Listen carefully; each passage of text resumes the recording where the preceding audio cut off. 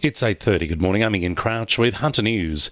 With the federal government yet to release its response to the PFAS inquiry, the Joint Standing Committee has declared it will review remediation responses at 27 affected sites, including Williamtown RAF Base. Key departments, agencies and experts will be examined in public hearings set to take place over the coming weeks. MP and Subcommittee Chair Dr John McVie says they will seek an update on progress of the government's national PFAS investigation and management program. It's defence, it's environment, it's health and others about their work since, and we will certainly be then putting out our interim report before Christmas to the public, inviting them to comment on that, to provide any other queries they may have, which I trust we'll be able to get stuck into early in the new year. 2 teenage girls have been charged after footage of them emerged online allegedly being violent at the David Jones store at Green Hill Shopping Centre. Police say the 16 and 14-year-olds were arrested at the shopping centre on Sunday.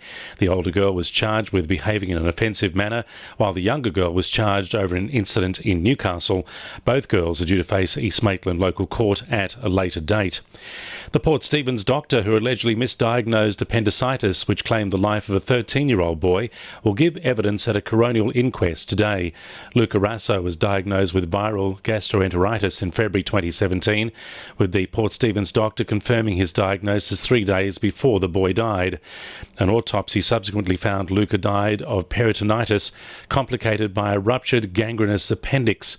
Luca's mother, Michelle Degenhardt, says he told her it just hurts everywhere and it felt like something popped in his tummy shortly before he collapsed at home. She says Luca shouldn't have died. My greatest hope is that this inquest will give us all the opportunity to learn from Luca's death and stop this kind of thing happening again. Senior Hunter Police say we can expect to see another high-profile region-wide crackdown on crime in coming weeks to support officers on the ground.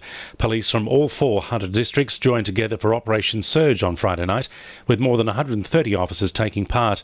They used real-time intelligence to respond to more than 60 jobs across the region, arresting 18 people and laying 31 charges, carrying out more than 900 random breath tests and issuing 92 traffic infringement notices.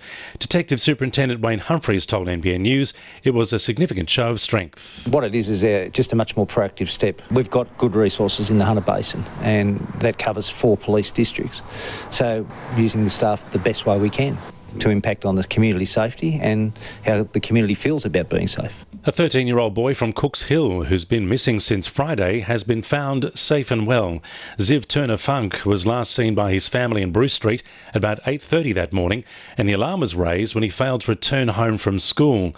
Newcastle police say they found Ziv safe and well back at his home at about 8 last night. Lake Macquarie City Council is looking to beef up patronage at a local retail strip in Windale. Council wants to rezone 19 hectares of land on Lake Street for medium-density housing. The plans are available to view on Council's website. 2NURFM Sport. Jets recruit Matt Miller showed he wasn't fazed by taking on his former club in his debut for Newcastle at the weekend. Miller angered Central Coast officials when he signed a 2-year deal with the Jets in February, knowing the Mariners wanted to keep him. He played a starring role in Newcastle's 1-1 draw on Saturday, combining well with fellow debutant Bobby Burns in taking the ball forward. Defender Nikolai Topor-Stanley says Miller brings plenty of pace to the side. He's a good acquisition for us. You know, he's very athletic. He's got all the attributes to be a top right back. Young gun Jake Riley has become the youngest player in club history to win the Toronto A-Grade Golf Championship.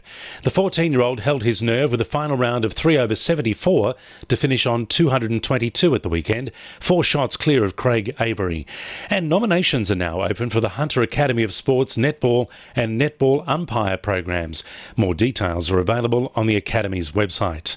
And the winning numbers in Monday Lotto are 9, 2, 19, 17, 36 and 22, and the supplementaries are 26 and 8. 2NURFM News Time, 26 to 9.